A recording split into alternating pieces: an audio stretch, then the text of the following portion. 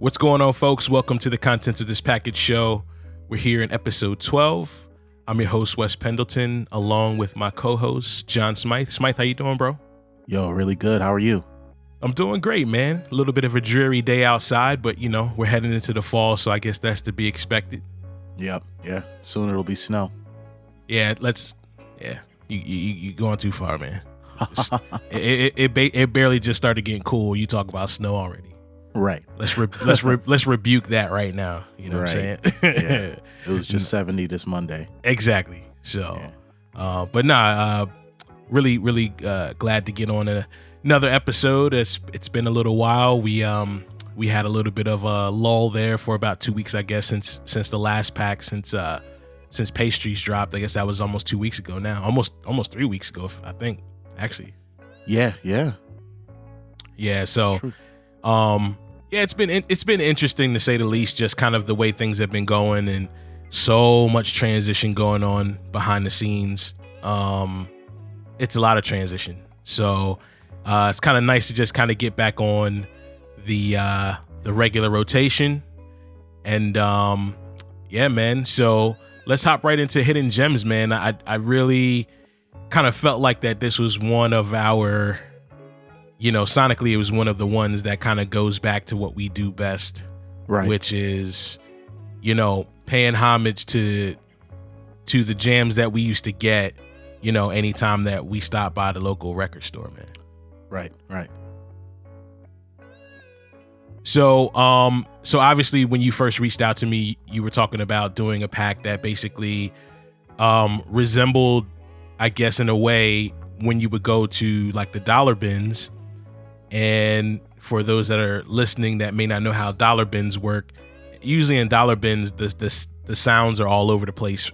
Usually, very rarely will you find dollar bins in the record store where they've separated the sounds. So you get you could get like a soul bin, but even the sounds within that bin they're not all the same. Yeah.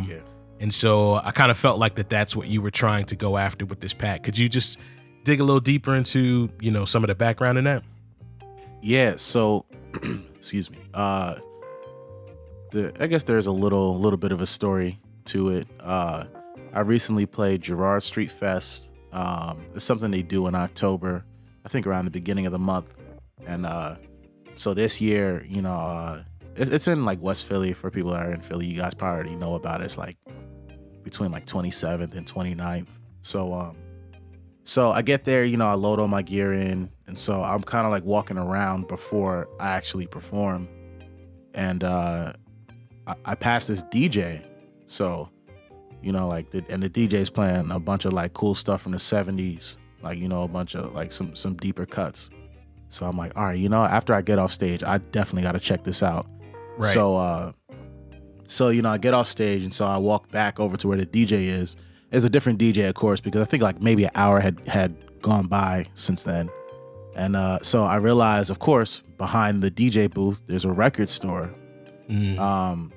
So I go in, and so,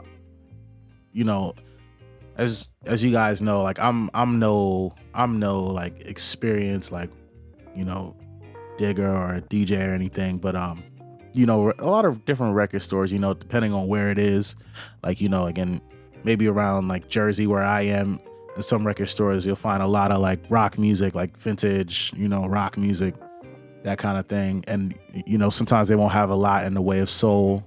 But this one, I think because of the location, I wish I could remember the name, because I would definitely shout them out. They had a lot of great stuff. I ended up only buying like 2 records. I got Go For Your Guns, and I got this compilation. Is a Jackson 5 compilation of like all their like ballads, all their love songs, which is pretty cool. Right. So it was in that experience I started thinking about like, yo, there's so much. It reminded me, I got a little bit of this during like the CD era, how many compilations and how many unofficial releases actually come out, how they used to put all these records out, like, the best of Motown, or like, right, the best of like, whatever label. Right. And of course, I come across the dollar bin where everything is $1. And going through that's something you have to, like, at least for me, I have to mentally be prepared to do that, because you're gonna find literally any and everything. You're gonna find those unofficial releases. You're gonna find, you know, the lost member of the Silvers who you've never heard of. You know? right. Like Jermaine Silvers, like, oh, there's a Jermaine in the Silvers and the Jackson 5. I'm making yeah, that right. Yeah, right. No, but I understand what you mean. Yeah. So it was going through that. I realized, yo, there's got to be a way to like package this experience. Like, we already do soul, but there's so many different kinds of soul and so many different genres. Like you said, within that bin, they rarely ever organize it. So, you know, that I think after that weekend, I came up with a concept and I ran it across you, and we were gonna call it something else, but I think it bore too much resemblance to a friend of ours who has another you know, sample creation company, right? And so we decided on Hidden Gems, and yeah, even within creating it, there was most of the time by the end of the pack, I think I told you this, is when that's when the creative juices like are really at an all-time high. So like usually around like the 7th, like when I listen back to all the packs and I listen to like the 6th, 7th melodic loop or 6th, 7th composition, that's usually the one where I'm like, all right, this is my favorite one. Right. You know? Right. So there's even a story behind I think it's the eighth one that I did for Hidden Gems. Because there was actually 8 melodic loops, meaning like I did an 8th one and then you were like, nah, don't use that. Yeah, right. so then I did another 8th one, and that one honestly probably should not have been in there. No, but, it shouldn't have. But yeah, can I hop off of that? We're kind of like, we're in this weird place as a company where we always strive to give you guys like the best that we can do. You know what I'm saying? I mean, right. I think that's been our mantra, but we're kind of getting into this place where it's just like, all right, man, like you have to get publishing for this, because this is kind of it's just too good to just send out there. And I think that's you know, even part of like this, you know, where you see us, we'll come out with something that you don't see us for a couple weeks, is because behind the scenes we're doing a lot of transitioning.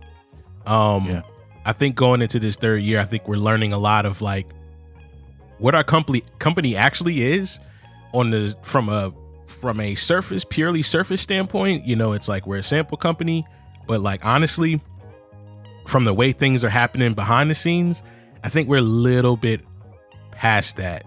Right. And like this transition that's going to be coming in, you know, towards the end of this year, definitely going into 2020. We're just looking forward to not having to have that conversation about, hey man, I think you may have put your foot, like you're up to your quad in this. Right. You know what I'm saying? It's just like, this was completely unnecessary to make this good. You know what I'm saying? Yeah. So, but just so the listeners know, you and I often have this conversation where I'm like, Smythe, you gotta pull back a little bit. Like you can't cannonball into this every time. It's not fair to you. And in a way, it really takes away from, how can I say this? The goal is to really help to push the producer, not to just like throw an alley-oop and then somebody picks the producer up and just puts them right in front of the rim so they can catch it and throw it in. Right. That just kind of defeats the purpose of there being like technically a collaboration. So, so many times. How many times does that happen? So many times, you know. It's almost every week. It feels like, you know. And then there's some times where I'm so hands off that I don't hear the pack till it's done. Yeah. And then I'm like it's live in the store, and I'm like, Smythe or Joel, what are you doing? Like, you can't do this. You know what I'm saying? So, but now I'm I'm really excited to see what people do with this particular pack. Sonically, I did like the variety. I felt like it wasn't pigeonholed at all. Right. And but yeah, I'm sorry I hopped like right into the middle of you talking, but you're good, because I do want to I do want to talk about like that kind of inspiration that happens, because I don't even realize it sometimes, but yeah, it just gets to a point where now I'm actually creating. I'm not creating samples. I'm just so inspired that I'm just moving and playing and creating, you know. Exactly. And I think that's the real big difference. Like, so you can always tell, I think one of the really big differences when, say, like if I do a pack and when you do a pack, right? When I do a pack, I am very specifically making the pack for sampling. Right. When you and Joel are making packs, you guys tend to just be making good music. Right. Yeah. And that's why there's times where I'm like, guys, you gotta pull back. Yeah. You know, there's got to be like a happy medium where you're not necessarily going super far to the right with that specifically, but you know, you can find just this happy medium of like, you can create great music, but it needs to also be created for a sample pack. Yeah. And you know, the thing that makes it hard is like, I know I can speak for Joel. It just kind of comes easy. Like at this point, the speed at which we do it, we don't even feel like this is too much. It's just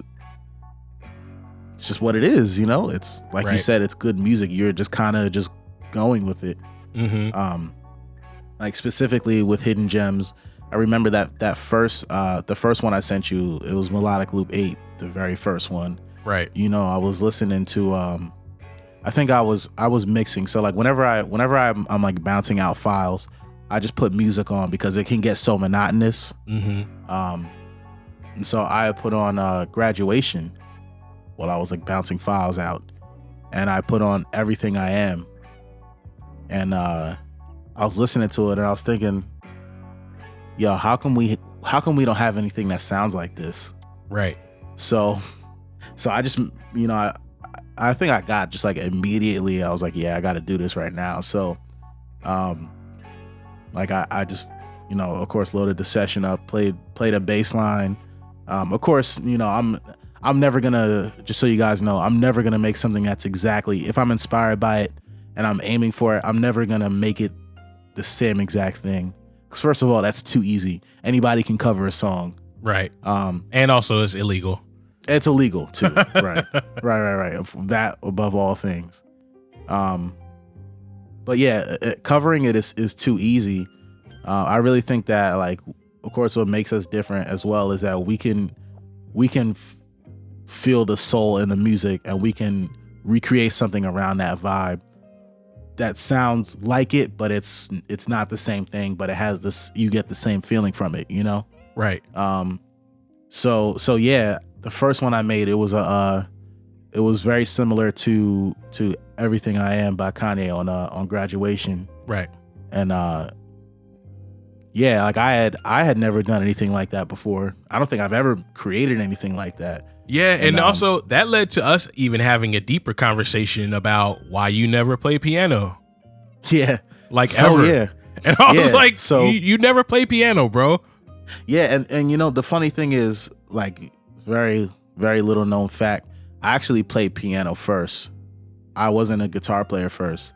I played piano maybe when I was like 5. I would just mess around. And to this day, the extent of my knowledge is, at least as a piano player, like, you know, with dexterity and, like, you know, knowledge of the piano, it's just messing around. Like, I've never had lessons or anything. So it actually comes more natural than what it seems like. But one of the other reasons is that you know, I'm used to playing the pianette, and with the pianette the sound is so soft, right, that it's very forgiving. And the piano, you not only do you have to play it differently, there's certain things you just can't really do that you can do on an electric piano. Mm-hmm. With the regular piano, the acoustic piano, Everything is just so highlighted. The sound is so sharp. The attack, is, of course you can have a softer attack piano, but as soft as a piano gets, it's probably still has a harder attack than an electric piano, Sure. That's why it's called a piano forte, which means soft Strong and loud. Yep. Right. So I kind of shied away from the piano, but when I heard Everything I Am, is it Everything I'm Not or Everything I Am? I don't know. I get them confused. The same thing. But yeah, when I heard that, I say, you know what? Like I can definitely do this. And one of the things that's always been a theme with my of course keyboard and synth playing is that I want everything to work together, and wherever there's a weak spot, it's gonna be complemented by the bass playing or complemented by the guitar playing. Right. Or maybe there's a synth lead on top that's gonna mask, maybe some lead work I'm doing at the same time on the pianette, Mm-hmm. So that was just an example of everything working together. And it sounds, the goal is to make it sound like, yeah, okay, there's a piano player on this track, there's a bass player, there's a guitar player, all different musicians. But in reality, it's all me, Right. I think I talked about that in the article I wrote for Splice, which you guys can check out on their website. Yeah, we'll definitely add that. We'll add that link into the description for sure. Yeah. Yeah. But yeah, I think the thing that I liked a lot, and this is something that I personally tend to challenge you on multiple occasions, is trying to start to create more packs with your guitar playing either all the way tucked in the back or just not present at all. Right. Because you can actually do that.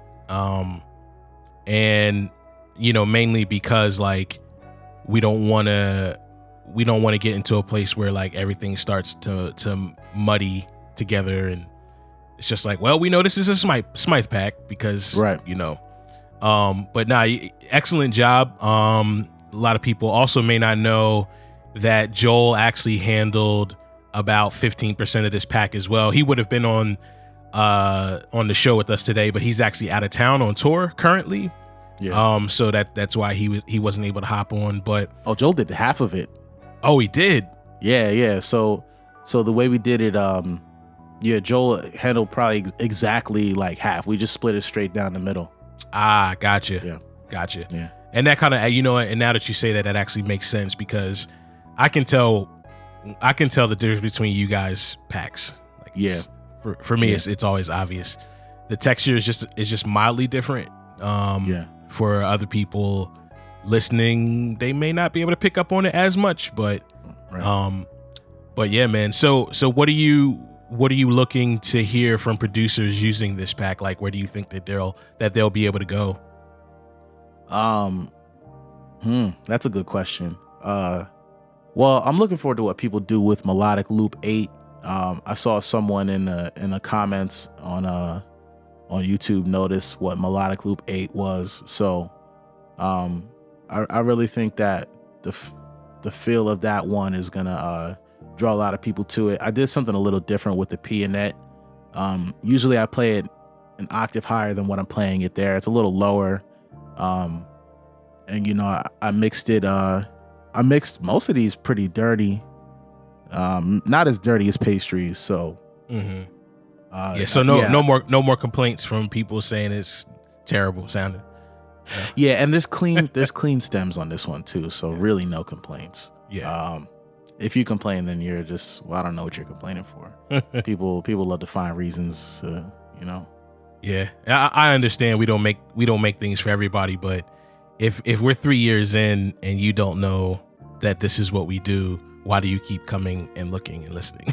You know what I'm saying? Right. Like it doesn't make any sense to me. But anyway, but the other thing is though, at the same time, we really do have stuff for everybody. So if you guys like stuff that's more clean, like we have, for instance, like I went to a school in Philly. It was String Theory, and I gave them a presentation on the company, and I used Trap Jewels because I know if I show them if I show them, something like Hidden Gems or even Pastries, I think I asked them, I was like, do you guys know who Jay Dilla is? And they were like, nah, bro. So Man, that's so sad. Yeah, of course. I mean, it's to be expected.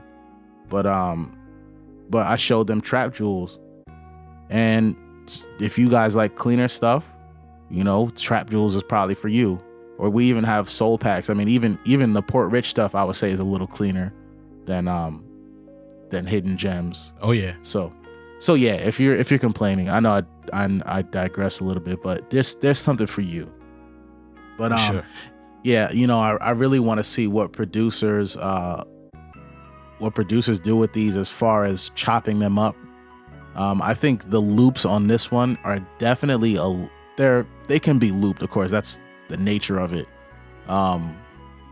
But they almost take the form of mini compositions in a way because of how they sound.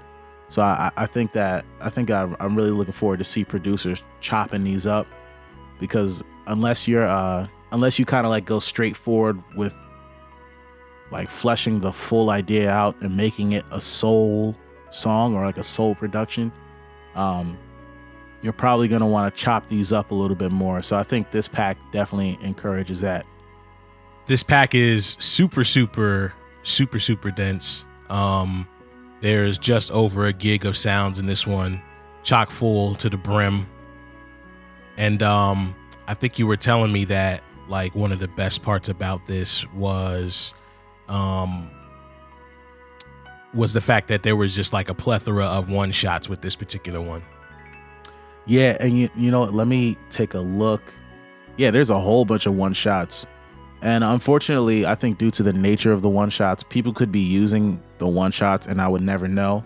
Mm-hmm. But I'm always curious to see how people use them, because we do take a lot of time in making them and making sure they sound right, making sure they're loud enough, making sure there's some variety in there. I know since we started doing the newer format for the packs, I've been trying to add like little riffs into the one shots, because when I play guitar, I'm not thinking the way the one shots are formatted, like G flat major or A flat major. That's not how I think when I play. Mm-hmm. When I play, I'm just, especially guitar, I'm just going off the head. Right. Right. And that's just the way that I'm gifted. So I try to add into those one shots some of those riffs and like some of those movements. So I think it will be really cool to see how people use those. Of course, tag me in that stuff, because that's going to be really hard to tell. I might be able to know my guitar tone, but I just want to see people using those like hammer-ons and the riffs and the chords and everything. So yeah, I think there's got to be like 100. What do we say? 140? How many? I think was there's there? 140 plus. I think. Yeah. The last time I checked. Yeah, it might even be like 150 something. Mm-hmm. Yeah. So there's 59 guitar one shots. There is 76 keyboard one shots. So that's what? Wow, 139 so far, or 135. Right, just off the top. Yeah. And then 13. Yeah, so a little under 150. Wow. So wow, yeah, this is. It's that, to me, that's the stuff that you could take that stuff and you could kill with that stuff. Like there's so much that you can do. And I know, like, especially, right now with us doing like a lot of production for John Stockton, like I use those one hits a lot, yo. Really? A lot, yes. Because like, John Stockton really is it's more like ambient, it's more, lo-fi or whatever, like the melodies that that are on that we technically do with those drops. It's a lot more super laid back from the standpoint of like there's not a lot of intricacies and or movement, in the chord structure, what I'm saying, or progressions. So those one shots really help to, just to keep like even just like like a 4-bar loop, those one shots are perfect for that, you know. Wow. And yeah, man, it's just, I feel like a lot of people are missing out, but I also think it's just more or less like the times people are not necessarily looking to actually dice something down or to create something from scratch. They want to get something and just throw drums on it. You know, it is what it is, you know? Yeah, that's, I can't even hate on that, honestly. Well, sometimes, especially with you guys, like, listen, man, it's really, really hard to get some of those loops and not just take the loop and just throw it on there. I mean, I get it. Like, I totally understand, you know what I'm saying? Especially coming from, somebody that specifically looks for sounds that are easily loopable. However, even with those things, I still pushed to actually break the loop up and still create my own loop, even though you might think it's a full 4-bar loop. It's not, So, but yeah, man. Well, looking forward to hearing what folks come up with this. Let us know your thoughts in the comments below, and I think we pretty much covered everything, right? Yeah. I just want to say you definitely put me on game with these one shots. I sit here day after day and make all these one shots, and I never once thought about using them. And I have in my hard drive right now, I probably have 1,000 of them. Yep. So yeah, that was a dope gem that I'm definitely gonna be using myself. Yeah, especially guitar. Like, now for me, it's like I'm not gonna use one-hit guitars when I could just call you and say, Smythe, I need you to play guitar. Right, and I'll be like, yeah, nah, bro. Nah. But even especially guitar, I think guitar, especially like licks, there's just like a whole lot that you could do with those one shots if you really just kind of sat down and took the time to utilize those. But yeah, man, we appreciate you guys checking in. We'll catch you on the next joint really soon. Take care. Peace.